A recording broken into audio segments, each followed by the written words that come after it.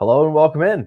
It is a Wednesday live chat for the ZOZO Championship. Your questions, your concerns, your comments, though it is only Wednesday in name alone, because as Spaz Bite mentions, good day, mate. It is Thursday morning, 6 a.m. for me in beautiful Sydney, Australia. For most of you, it is Wednesday at 3 p.m. Eastern. Maybe not most of you, but a lot of you. Then a variety of time zones around that. This golf tournament being played in Japan will start tonight, Wednesday night, for the East Coast of America. So make sure you get all your stuff accounted for, ready to rock and roll, all that. It's been a great trip. We are continuing to rock and roll, and we are continuing to work. And that's what this time is. It is your questions, your concerns, your comments. We can go through ownership. We can go through wagers. We can go through literally anything you want. This time is yours. I will note, when I looked at YouTube earlier, I saw more comments that are not currently in StreamYard. So I saw there was one from Oliver to Oracle. There were a handful of others. So if you posted a comment early, sorry about that. Go ahead and fire it back up again, because I am not seeing it in my StreamYard program here. All right, let's get into this. We'll start with a couple of items that we always start with. Let's look at the weather for Chiba, Japan. This is outside of Tokyo, and it is going to be a wet one. Lots of rain in the forecast. However, looks like we are pretty safe until Sunday. Sunday through the next week is just full of showers, potentially a third of an inch of rain or a half an inch of rain every single day. So we look pretty clean before that. And remember, this is a small field, 70 some odd golfers, no rain in the forecast. I guess there's rain in the forecast on Thursday, but nothing too crazy in terms of likelihood. Thursday, Friday, Saturday look good. Winds pretty similar throughout those first couple of days. There's not really going to be a wave advantage because there isn't really waves. Everybody's just kind of going out in order. It'll be a condensed amount of time for these guys to be on the golf course. So I don't envision rain or weather playing a major role in the outcome of this tournament. Maybe if we get to Sunday, they might have to move tee times up to get it in, depending on what that forecast looks like, because you can't push the Monday, you can't push the Tuesday, you can't push this, because not only are they in Japan and have to get back, but there is just more rain in the forecast. We'll obviously see how this changes as the week goes on. If you are playing in any type of one and done, whether that's a fall one and done or a full 2024 one and done, this is looking like the big three and a half in terms of projected ownership for this week. Hideki Matsuyama, Sung J.M., Xander Schauffele, all very tight at the top, somewhere between 16 and 15% projected ownership. They are the big three. They are tier number one. The half man is Kurt Kitayama, who's coming off of some unbelievable advanced metrics weeks, especially from tee to green play, who is coming in at about 12%. And then everybody else is in single digits, which includes our defending champion, Colin Morikawa, at 9%. If I had him available and I was looking at this projected ownership, he would probably be the guy that I would opt for. He's got the second best odds to win this golf tournament, and he is sub 9% in these projections. Then you get Minwoo Lee, Siwoo Kim, Sahith Theegala, Bo Hostler. That rounds out the guys who are above 5% projected ownership. Everybody else is below that. Ryo Hisatsune, Justin Thomas, Tom Hoagie, et cetera, down the list. Before I jump into your questions here, reminder, because this does start early. So this is actually in my time. So this Listener League on Splash looks like it is going to lock in about 5 hours from now, 4 hours and 45 minutes. So that means close to 8 p.m. Eastern time, maybe 7:45 Eastern on the East Coast of America. So there are about 48 spots left. This is fully guaranteed, which means we're getting the full payout for the $20 entry no matter what. I would love to fill it. And you'll pick one golfer from each of 6 tiers, and your score to par will determine these payouts. I unfortunately will not be able to participate this week for obvious reasons, but I'm rooting for all of you. Go fill this up, rock and roll, but you only have a couple hours left to do that. All right, mates. Let's get into this a little bit. And wow, we are really jumping into this right out of the gate from Brian, who says, please compare Chandler Phillips and Chris Gotterup. All right, let's do this a couple different ways, Brian. Welcome. Let's do it. RickRunGood.com is probably what you'll see from here on out. Let's go to the cheat sheet, fire up Chris Gotterup, and fire up Chandler Phillips, and just look at the last 36 rounds from each one of these golfers. So I imagine for Brian, he's got $6,700 left because both of these guys are $6,700. He's trying to figure out which one of these two to play. They are similar in projected ownership, 5 and 3.5%. Phillips a little bit more. Phillips, in terms of strokes gained total over the last 36, is beating the pants off of Chris Gotterup. A full stroke per round. Gotterup obviously has the advantage in distance, but that seems to be one of the only few places that he does have an advantage. Both of these guys are not coming in their best form. Gotterup has missed 2 out of his last 3 cuts. Chandler has missed 2 out of 2. Neither of them have ever played this event. Let's deep dive Chandler Phillips for just 1 second and see if we can put a bow on this, because it seems like it's going to be a Phillips selection here, a guy who's got at least a stroke per round advantage over the other one over 36. And here's the other thing. This is very easy to write off these 2 missed cuts. They're not horrible missed cuts. They're both on very, very similar style golf courses, something that we've talked about a lot the last couple of weeks. Black Desert in Utah, TPC Summerlin, pure desert golf. Maybe it does not sit well with Chandler Phillips. Maybe he needs a little bit of a scenery change. This is going to be a big one going to Japan. But all in all, based on those comparisons, it looks like it's going to be Chandler Phillips for me. Hey, Rick, between Fishburne, Meisner, and Hisatsune, who would you pick for fantasy? So the reason that you probably threw Rio in there is because he's got the great history around here, right? Because the play coming in hasn't been particularly good. T25, the Black Desert Championship, 3 missed cuts before that. In fact, 4 out of his last 5. It really... The Wyndham Championship was a one-off outlier. It hasn't been that good, but if you look at his history around this place, getting better every year. T52, T12, T6. So he's certainly in the conversation. I think based off of what I'm going to find under Mac Meisner's profile, I might give Meisner the lean here. And you'll see why. He has not lost strokes on approach since the Canadian Open. In fact, the Black Desert, he gained 7. The ball striking numbers, the tee to green numbers are really, really good. And he is capable of putting up a multiple stroke positive putting week. So I believe that it is probably Mac Meisner. I love Patrick Fishburne, but the window might have closed on him. Can you provide insight into when a player hires you as a coach? Are you helping them with course management, a specific course, or more so scheduling tournaments that fit their game? So I'm going to speak very broadly and generically for obvious reasons about this.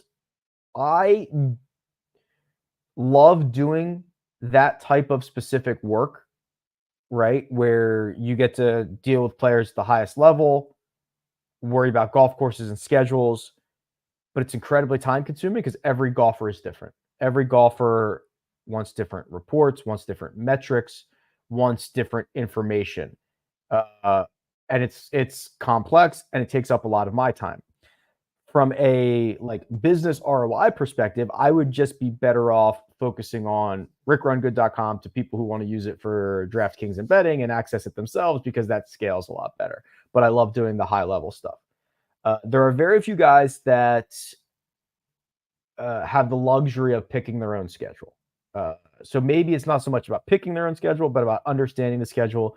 It is mostly about understanding where the statistical ways to play a golf course are, not really like the decade system. That is going to be on the player and the caddy and the conditions when they get out there to understand the wind and the carries and all of that stuff. Things that, I'm not going to be able to know prior to that moment when they hit a golf shot.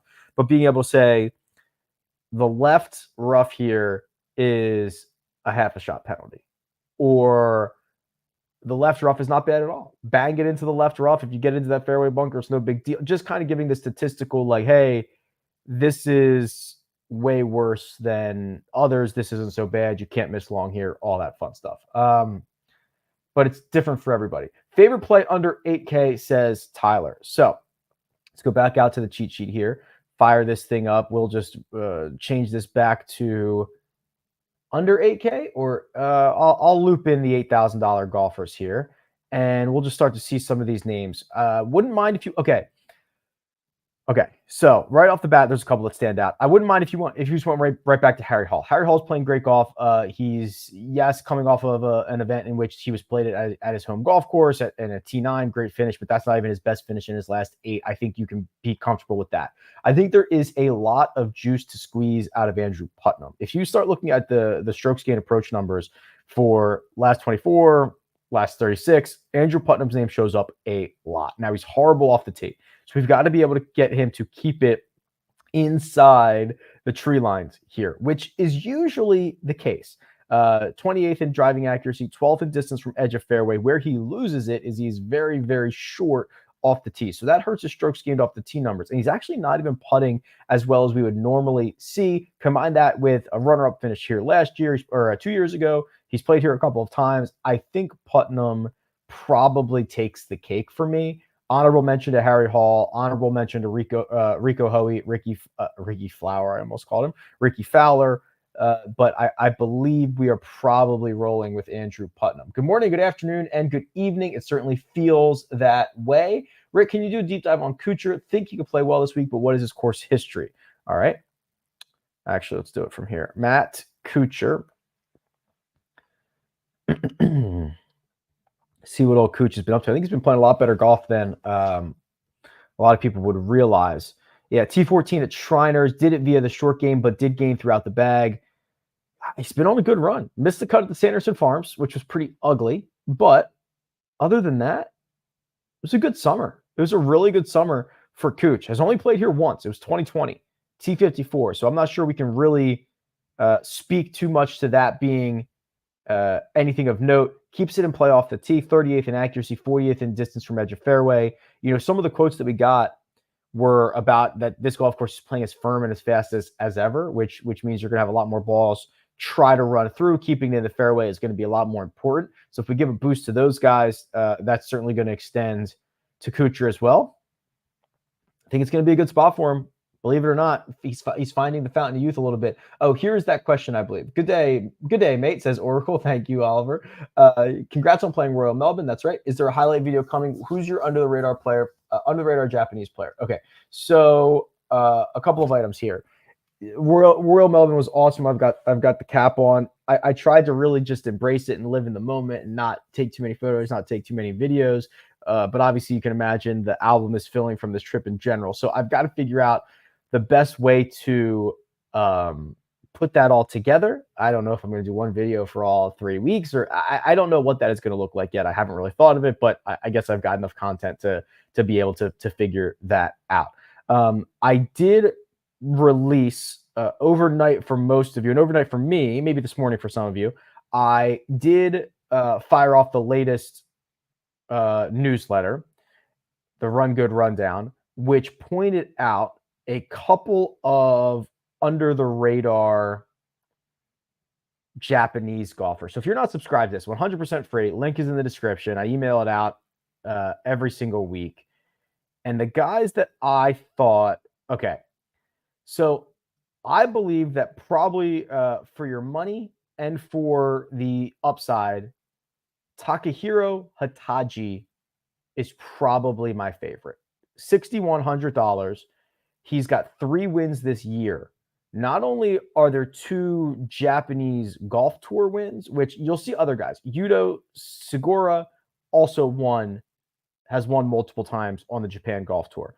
But he also has this Asian tour win, the New Zealand Open, which is, I don't know the numbers off the top of my head, but it's going to be a pretty significantly harder field than that of the Japan Golf Tour. So I believe Takahiro Hataji is probably the most interesting and very, very cheap. Also, I'm hoping the plan for 2025 is to probably do 2 newsletters a week I think I want to do a Monday edition and a Wednesday edition instead of kind of this mid-Tuesday edition. Monday being a review, allowing me to really, like, hopefully you get it Monday morning, right? And looks back at everything that was the week in golf. And then Wednesday, probably Wednesday morning, looking forward to the events that are teeing off on Thursday. Doing a Tuesday cadence is weird. It's a little bit too far removed from the review, but I don't have the mature ownership numbers or anything else that I get kind of later in the week as we go on.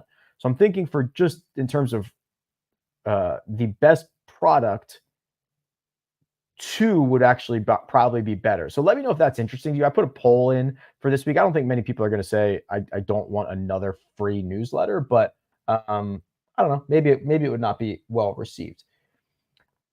Cameron says, a beautiful humid spring morning on the east coast of Australia. Welcome. Hope you meet more Perth people. Yeah, I met a couple. Very different over there. I was surprised at how little. So you might have heard this already, Cameron. I played golf with 2 guys from Western Australia, from Perth. And they said they had only been to the east coast of Australia twice in their lives. I thought that was interesting. And he was just like, yeah, like we have everything on. That's a 5-hour flight. We have everything in Perth. We just don't get over here. And I was like, I was wondering if that was normal for people in Western Australia. And if that is reciprocated from those in Eastern Australia. Is there just not a lot of coastal back and forth? I don't know. I was just surprised by that because a 5-hour flight in America, that's basically coast to coast, right? So I think we probably travel more coast to coast in America than Australians do. So I don't know. Shampoo says, on Monday's show, you said you didn't like the 6K range. That's right. Since it's a no-cut event, is there any streaky players that you might want to throw a dart at? Yeah, I mean, listen, if you have to get down here, I get it. So we'll work from the bottom up. Probably not in on Satoshi Kodaira. I should probably share my screen. He's $6,000 flat. Talked about the $6,100 boys, Yuto Segura and Takahiro Hatachi. I think if you want to run them out there, I get it. That is fair. I also think that I feel the same way about Kaito Onishi and Yuto Katsuragawa. But like I said, I prefer Hitachi and Segura. Then I'm a sucker for Nico Echeverria, right? Very good player, has started to put the game together a little bit more. Missed the cut at Shriners, but had the T11 at the Black Desert. I think that would be fine. I'm probably staying away from Luke List. I'm probably staying away from David Skins and Chris Gotterup. We talked about Chandler Phillips, that being okay, right? So there, and Ben Coles is just a ball striking machine that can't putt. So there are options out here. Yes, I do not like this range, but there are options here. So yeah, hopefully that helps. Hope you're enjoying the trip. Appreciate you taking the time. Yeah, I mean the goal of being able to do this on the road is being able to do this on the road and doing it right and doing it with similar times and similar quality and all that stuff. That's the point. It would drive me crazy if we went on the road and either tried to do a subpar product or just didn't do it at all. I think that would be kind of lame. How brutal was the flight? It's a lot. It's a lot, right? 15 and a half hours. It's a lot. But you kind of start to get into it after a while. Luckily, I was able to sleep quite a bit. Had my crossword puzzles, had my podcasts, had all that stuff. But yeah, it's a lot for sure. Zach mentioned a couple of those Japanese golfers. So hopefully that was good for you. Looks like you're having a blast. Yeah, we are. So Sydney right now. Sydney for me is top dog at the moment. Melbourne's awesome. Sydney is a whole nother level of awesome. We'll see what the rest of the trip looks like, but Sydney's we're getting a really good, I don't know. Maybe might give you a seizure for a second, but we are getting a beautiful sunrise over the Royal Botanic Gardens right now out of the hotel. Tough to see with the light. There, that's a little bit better. But getting a beautiful, the harbor and the bay is right there. Sydney Opera House just around the corner. So yeah, we are rocking and rolling, and try to get this camera back on track. There we go. All right, updated model. Sure, let's run it. So custom model, rickrungood.com. I've got it very far zoomed in so that you guys can see it, and I'm on my laptop. It usually does not look like this, but it'll do the trick. So let's think. I think on Monday I probably put a lot of weight on distance, which is kind of what the model said. After hearing some of the pressers, some of the interviews, I think we should probably create one that is a little more based on driving accuracy. Now, with all the different tours that we've got going on, we are going to have to put a weighted strokes gained metric in there. So we're going to put 20 on weighted strokes gained total. That just lays our baseline. Or actually, what we could do, I suppose, is could put 20 on the implied win percentage. Couldn't we?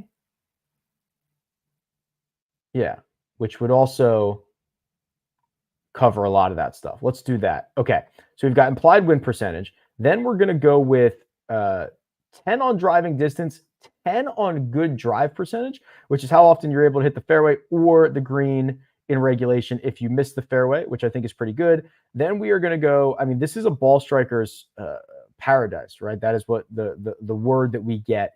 And they're smaller greens, and you look at the list of guys who have played so well here. I'm going to go with greens in regulation because of that'll be a little bit better for most of these guys. Not everybody's going to have the full strokes on strokes gained numbers. Then we're going to do 15 on Accordia Golf Nacional. I don't know why LastPass wants me to make a credit card payment. Then we are going to do, let's do a split between 5 on medium courses and 5 on hard courses. I don't know how this is going to play, but it's certainly not going to be an easy golf course from what I can tell. And then what we will also do is put our final 10 on bogey avoidance. I like that for weeks like this. So our number one golfer, Xander Schauffele. I don't think that's much of a surprise. Beau Hossler, Sahith, JJ Spawn, Doug Gim are the top 5. Maybe a little bit surprising there. Hideki comes in 6th. Chan Kim comes in 7th. Ryo Hisatsune 8th. Justin Thomas and Colin Morikawa round out. Look at who's 11. Andrew Putnam. So why is Ryo getting? Yeah, I mean he's good on these. Gets a great course history bump. Gets a great green regulation bump. Gets a great medium course bump. Bogey avoidance bump. Yeah, okay, not bad. Not bad. Where does Chan Kim? Yeah, Chan Kim really only struggles on hard golf courses. Everything else, well above average. Okay, cool. So that's kind of a different model than what we would have run on Monday. Good day, Rick. Good day, Badger. Hope all is well. In this field, who are the leverage plays? Okay, so let's look at this together. Let's open this back up based on the projected ownership, which is here. So looks like for the 10K range, Sahith would be the leverage play, right? That, and we knew that. Xander and Colin are going to push 30% in fantasy lineups. Hideki at 21, and you could even argue is probably the best leverage play, though he is trending up. Since the last run of projected ownership, he went from 17 to 21% in the projected ownership. Sahith is going down. He's at 17. The 9K range, wow. Probably Siwoo, 12% compared to 17 or 20 for Justin Thomas and Sung Jae Im. Great ball striker, obviously. That would be pretty interesting. Then the 8K, everyone is really hovering in these mid-teens. Everyone between 12 and 15%. I think because there's not a great 6K range, you're seeing a lot of people get here. If you want to try to be early on Max Homa, Godspeed. Let's do it. I'm okay with that. Andrew Putnam at 7% feels a little bit criminal to me in the 7K range. Ryan Fox, if you think distance matters too, which again, we don't really know how this is going to end up playing out, but I think Ryan Fox is interesting at 4.75. Nick Taylor, 4.75. Those would be the guys that I'd be looking at. Whew, excuse me. Is the field too strong for the top? Too strong at the top for guys like Vegas, Woodland, Fishburne, Meisner to make a run? The answer is probably. I think that there's a couple of things. Small field, no cut events allow the cream to rise to the top. We've seen that routinely, whether it's WGC events, whether it is these events. You also have a golf course that historically has done a very good job of separating the best from everybody else. Tiger Woods, Hideki, Keegan, Keegan's a great ball striker. And Colin are your winners here. Colin won by multiple 5 or 6 shots. Hideki won by 5 or 6 shots. Wow, sorry. I got to get that first latte in me. It does a really good job of separating. So I think if you asked, if you gave me the top 5 guys versus the field, I'd probably take the top 5 versus the field. Good week to be in on Eric Cole. Hemorrhaged on approach last week, but finished T2 here last year. All right. God, Eric Cole is such an anomaly. Short and inaccurate off the tee, which is usually a pretty bad combination at a tree-lined golf course, but has proven to be a flusher, great putter. I don't think this is a good spot for him. And I know he finished T2 here last year, but I'm looking at the metrics here. You can't be short and inaccurate, which he is. He is going to need to putt the lights out. He's going to need to take advantage of every single opportunity. I'm a little bit worried about this. I would prefer, like I said, Putnam, even like Bo Haas, like guys that have like popped up a little bit more recently, I think is probably better. Good course fit for Kitayama. Well, the truth of the matter is that when you gain 11 strokes from tee to green in 3 out of your last 5 starts, every golf course in the world is going to be good for you, a good course fit for you. Now, I am cautious because this really incredible run came on, like we talked about, this mini swing, this mini desert golf swing for a UNLV guy. Going to get a big change this year. Or this week. It's played here twice, T29 and T16.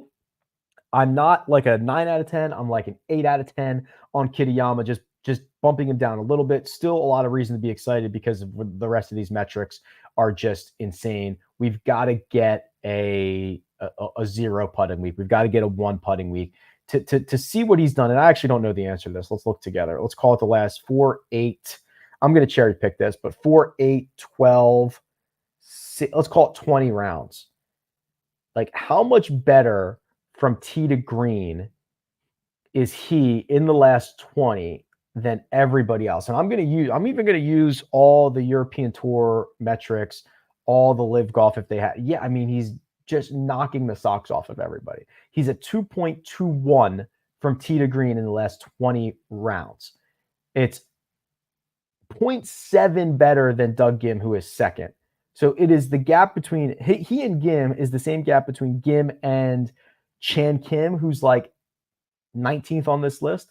So this translates everywhere. Who will win?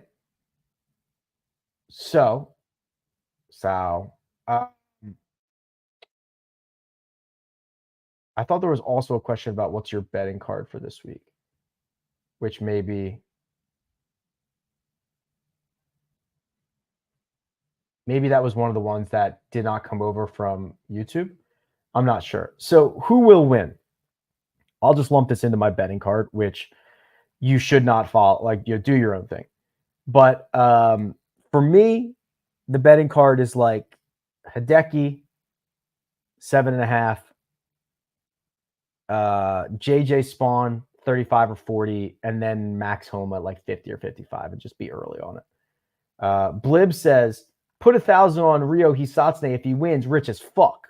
Yeah, that's true. That is technically true if he were to win. Pretty unlikely for him to win, but that would be a true statement. So I don't have any issue with that. What courses events have ZOZO fairways? Okay, so I don't think I have it in the Holy Grail yet, but this is in my database. So it's going to take me like 5 minutes to pull it up, and I'm not going to make you guys sit here for 5 minutes, but let me think about if I can do this quickly somehow. Yeah, but I'd have to pull up my program. I will try to tweet this out, Ronnie. I will try to remember this. ZOZO fairways. I'll give you the best players on there, and then I'll add it to the tools at some point. Do you think that KH Lee is a sneaky good play for this week? Whoops, not Keegan. Let's do KH Lee. There he is. The periods in his name always throw off the search a little bit. All right, KH, what do we got going on here, buddy? Really great week gaining across the board at the Shriners. That's good to see. The play has been strong since the 3M Open. I don't know what happened here. This summer, he went cut, WD, WD. Then he started a pretty darn good stretch of golf. T9 at the 3M Open. Tee green numbers as of late, last 12 have been awesome. Putter's been strong. He's played here 3 times, has kind of yet to figure this place out. That's concerning because I think that there are enough unique aspects and enough questions that get asked about a golfer at this golf course that having 3 pretty, I don't want to say weak, but three pretty weak appearances is not really acceptable. So I'm not going to be super stoked on KH Lee, but he's playing a lot better than his history. Any chance of a course breakdown for the Genesis? So that's the Jack Nicklaus Korea course. Soon you will be able to see the course metrics for every course in my database, which I think is like 1,200 courses right now, which means not just the PGA Tour, not just all that stuff. So as of right now, the answer is no. If you want to, I mean, everything else is loaded though. So like if you wanted to flip over to the Genesis Championship and make lineups and see who plays what, like all of that is in here, right? So Tom Kim headlines this field. Ben On is out here. Like you could do this. You can run a model for really anything that you wanted, right? Like let's just quickly, like just for kicks, right? Like let's change this from the ZOZO Championship to the Genesis. Let's do the last 36 rounds. Let us also, we've got to be pretty. Although I mean, I do have the strokes gain numbers for the DP World Tour. So for those guys who have them, we could model on that. But what I think we should probably do is this: we should probably do 35 on weighted strokes gain total, and then what we should also do is weighted strokes gain distribution: 10, 10, and 10 for 3, 4, and 5. Give us those high upside golfers. No matter where it is in the world, strokes gained approach is always going to be important. So put 20 on strokes gained approach. And then if you want like a high upside version, put 20 on strokes gained putt. This would be I guess 15 we have left. This would be a very, very high upside, like winners model, right? We're looking for 3, 4, and 5 strokes gained. We're looking for approach and putting. We're looking for like best play, like that. Tom Kim is number 1. Right on his heels is Yannick Paul. Benyon is 3. Rasmus Niergaard Peterson, who is breaking my model because his name is so long, is 4. I'll have to abbreviate him at some point. Daniel Hillier, I believe he's from France. Don't quote me on that. Sebastian Soderberg, Tom Valiant, Sam Jones, Thomas Aiken, and Aussie mate, I believe he's from Melbourne, played a practice round with him at the PGA Championship. I didn't play, but was with him. Very nice guy. David Micheluzzi.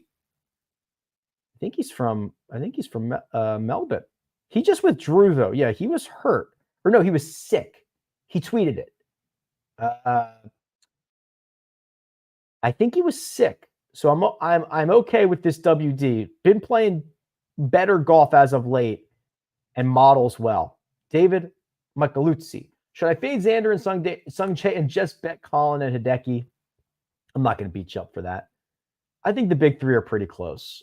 I think, Colin and Hideki, I've been just screaming from the rooftops about their advanced metrics for the last 18 months, a year, and it's worked out pretty darn well. Do you think Cooch flew economy to save money? I think he probably, Cooch gets the best of all worlds. He probably asked Colin or Xander for a ride, or Hideki, right? He probably called in a favor at KPMG or some place where he's like an ambassador. RBC, maybe. I don't know if he's still an RBC. Called for the jet. He didn't pay for it. He definitely did not pay for it. But he also did not fly economy. Cooch is a smart guy. Is Tom okay? So this is actually pretty interesting, Zach. So there was a pretty significant wave advantage last week, which we knew was coming, right? That was part of the deal. So guys who were on the wrong end of it I don't necessarily want to beat up. And Tom Hoagie, as Zach mentions, was on the wrong end of it. So misses the cut. Prior to that, he had a T7. So he would be, boy, he's played here 3 times, 17th, 9th, and 48th. I wish the putting was a little bit better. I don't know why he is putting so poorly. And the approach play has been actually not as good as normal. I mean, still good, but not. This is. I'm worried about this. Just to be honest, Zach, this does not feel like a Tom Hoagie profile. It feels like a guy who's struggling in a couple of different facets, and now he's going to go to a golf course that's going to demand a lot and ask a lot of questions. Is Alejandro Tosti in the field? I bet he wins a tournament soon. Here's Alejandro Tosti's profile. He is not in the field. Hideki said in his presser, he hasn't done anything special to prepare. Is he a safe option? There is no one who is a worse narrator of reality and his own game than Hideki Matsuyama. When Hideki speaks, plug your ears. None of it matters. He might say he is a 1 out of 10 and win a golf tournament. He might say the back is in shambles and he'll win. He might say he feels great and he'll WD 2 minutes later. You cannot trust a word that comes out of Hideki's mouth. Just does not, just detached from reality when it comes to his golf game. So we just look at the numbers. We just look at the fit. Hideki has been awesome. Hideki, I followed him on Sunday with Scotty Scheffler at the President's Cup, which is the last time he played. Saw every single swing those guys made. Hideki goes toe-to-toe with number 1 player in the world and beats him. It was impressive. It was awesome. He's been playing great before that. It's time to ride. What are the top 5 Rick Run Good podcasts? It's my phone. I have my phone. So I listen to it's either podcasts or audiobooks. So right now, audiobooks, I'm listening to a book called Stay Small, Start Small, Stay Small, which is a business building book about scaling as like a 1-person operation. I've got Shoe Dog on deck. I'm listening to Pressure as well, which is I think I've talked about this before. It's like an analysis of penalty kicks and pressure that is played on penalty kicks. And then for podcasts, so actually I have a 2-hour audiobook from Shea Serrano that I need to listen to. His new Werewolf Club book, that's on there. There is a podcast that I can't imagine anybody's heard of. It's called Tell 'em Steve Dave. I don't even know how I would describe it. It's the comic book men. They now have a podcast, and it's kind of weird, and I don't even know how I got into it. And it's just like 3 guys who sit around and shoot the shit, and I don't know. I don't even know why I like it, but it's pretty funny. I listened to an F1 podcast called P1 with Matt and Tommy. I learned a lot about F1 that way. I listened to the Tennis Bets podcast. Again, that is mostly for me trying to learn about tennis and trying to learn about that. Dr. Brett McCabe has a podcast. Great dude, and like the mental side of golf and everything like that. It's called The Secrets to Winning. That's pretty good. Yeah, that's mostly what's in the rotation right now. Yeah. Okay. Love the view of the harbor, but can you answer my question on Cage Lee? That's funny. Yeah, we got the Cage Lee. For mid-pricers, can you rank these Homa, Hall, and Spawn? Okay, so 2 of them are going to make my betting card, Homa and Spawn. The understanding being that Homa was trying to be early on. Spawn's been great. Harry, let's look at JJ Spawn because he might be, like, if you made me just bet for this week, which of those 3 is going to have the best week, it might be JJ Spawn. I might be buying stock in Max Homa moving forward, trying to buy low. But for this week, like, Spawn's been great. Keeps it in the fairway. Very well-rounded game. We probably get a better putting performance than we've seen from him out of the last 3. Just really under the radar. T6, T25 last year. So it is probably Spawn 1.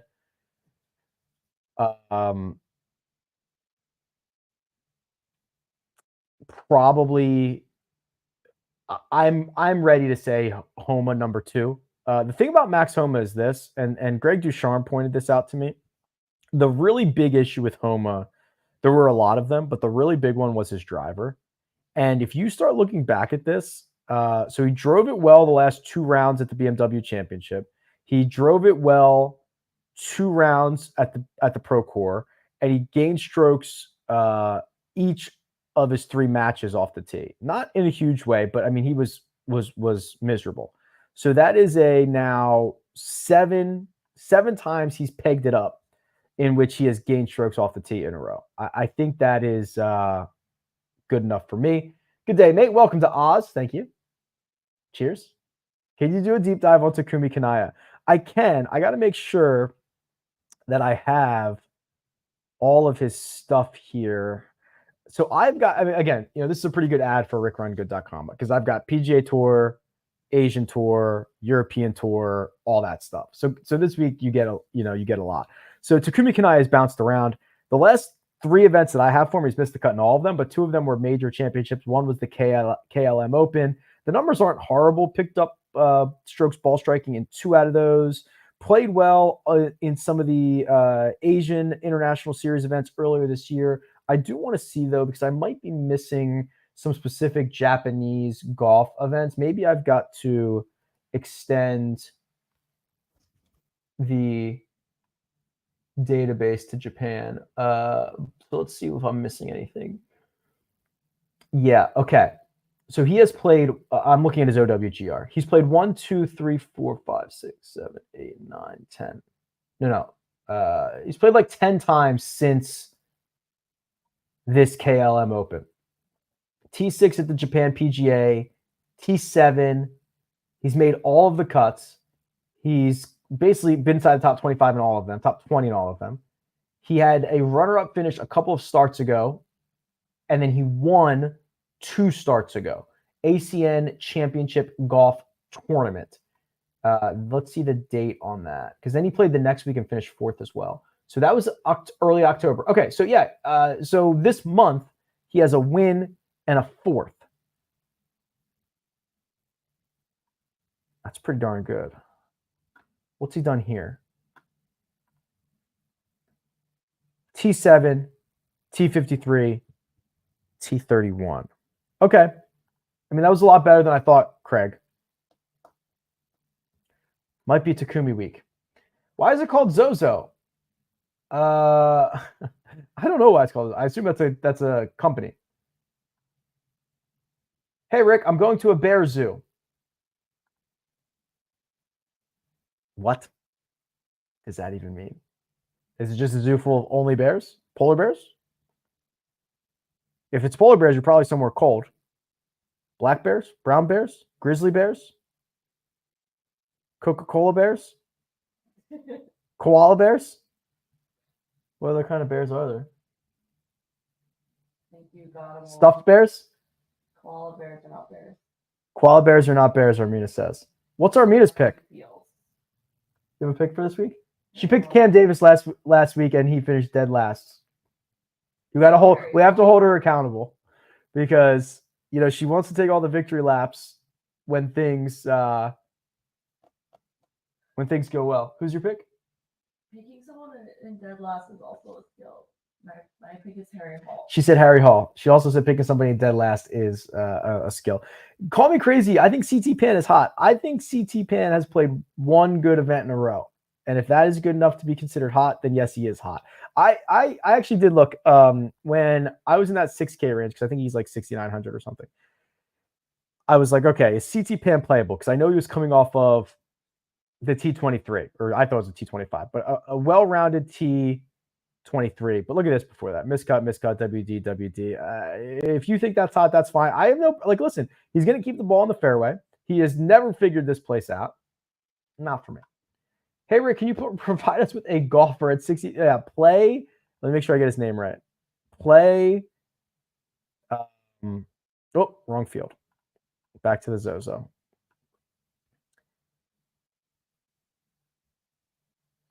Takahiro Hitachi. He's $6,100. Assuming this is a weighted stats week, big time. Oh, Panda Bear. Forgot about that. Minwoo Lee Bear. No. 5 entries, 5 single entries each. Good range for a player pool size. A lot of personal preference here. Do you want your 5 entries to have a lot of overlap? Do you want them to have, do you want to have like 30 different golfers, or do you want to have like 12 different golfers? I would say I go towards the lower end, 12 to 15. Have like a core 4-ish and then kind of work my way out through there.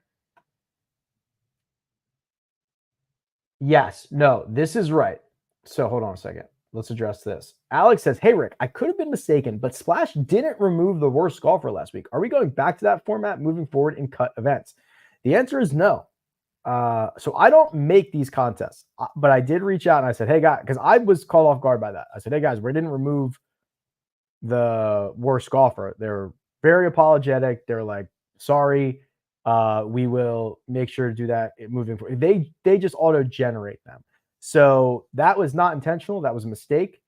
Caught me off guard as well. The plan would always be, I think outside the Tour Championship, because it's a small field, the plan would always be to drop the worst golfer. That's the plan. I think that's the best structure. I think it's the best experience. I think is what we want to do. Can you give us a couple of winners on Underdog?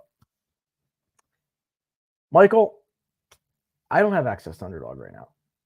I did get people who tweeted me or whatever.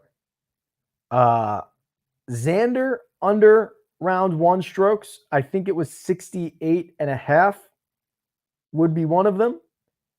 And then there was one for someone did send me like a screenshot of the board.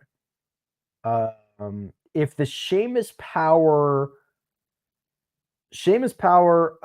round 1 strokes, or if you wanted to do Seamus Power like top 10, top 20, some of that stuff I thought was pretty good. So here, well, I'll give you the Seamus Power. And by the way, that the Underdog stuff, there's a link in the description. If you have not signed up, there is a $1,000 deposit match. I'll also show you something else for Underdog here in just a second, because I don't have access to the board as of this moment. But we have not talked about Seamus Power. Seamus Power was playing excellent, maybe above excellent golf from the US Open until last week. I have not heard a whisper about Seamus Power this week because of the miscut at Shriners. Guess what? He has always stunk at the Shriners. Okay. So maybe it's a home game thing. I don't know, but he's always stunk there. I am not, just in the same way where like, I'm not going to beat him up for this. If he just gets back to, he is well-rounded, usually accurate off the tee. Look at these metrics. It could be Seamus week. I mean, maybe not win, but that's kind of the point. What else did I want to show you? Yes, it is a par 70, Michael. Nearly 7,100 yards.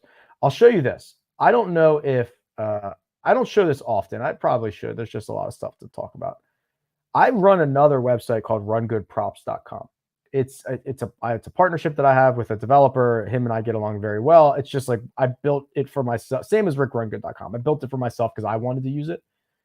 It is basically to find the best plays on the prop sites, right? So let's see if I can get this here. So like if you go to Underdog on this dashboard, you can sort by probability. So this compares all the props and then looks at what the lines are at sports books, all that stuff. So you could say, give me all the props on Underdog where the start date is today, and it'll match everything that has a matching line at a sports book. So for example, the line on Underdog for Tyler Huff tonight, no idea who that is. Tyler Huff passing yards is 202.5, and BetMGM has the slight favorite minus 115 on over 214.5.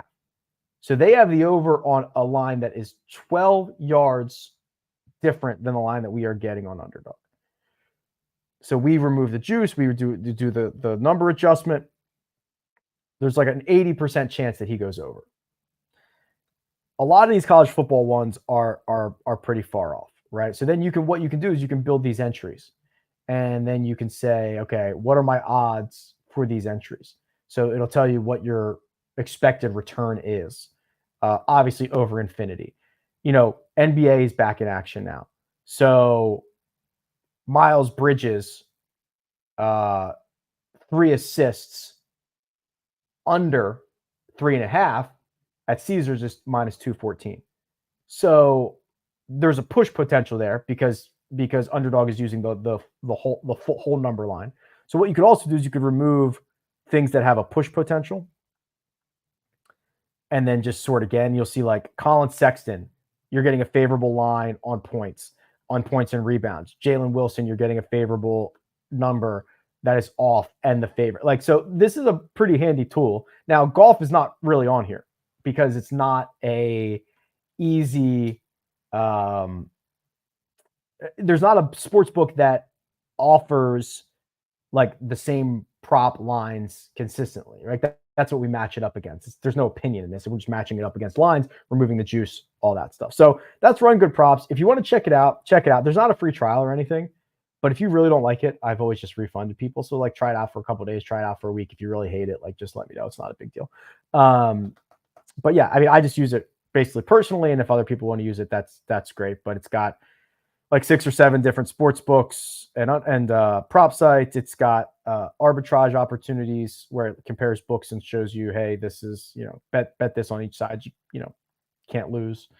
Might not win, but you can't lose. All that stuff. Okay. I think that's going to do it. I need coffee in the worst way. I'm playing a round of golf today. Tough life for me. I am then I don't know what else is going to happen today. We're going to have a lot of fun. I will talk to you guys soon. Everything you need is in the description. Go sign up for the newsletter. Hope to start moving that to a twice a week cadence in January. And yeah, I think that's about it. Thank you guys. See you soon.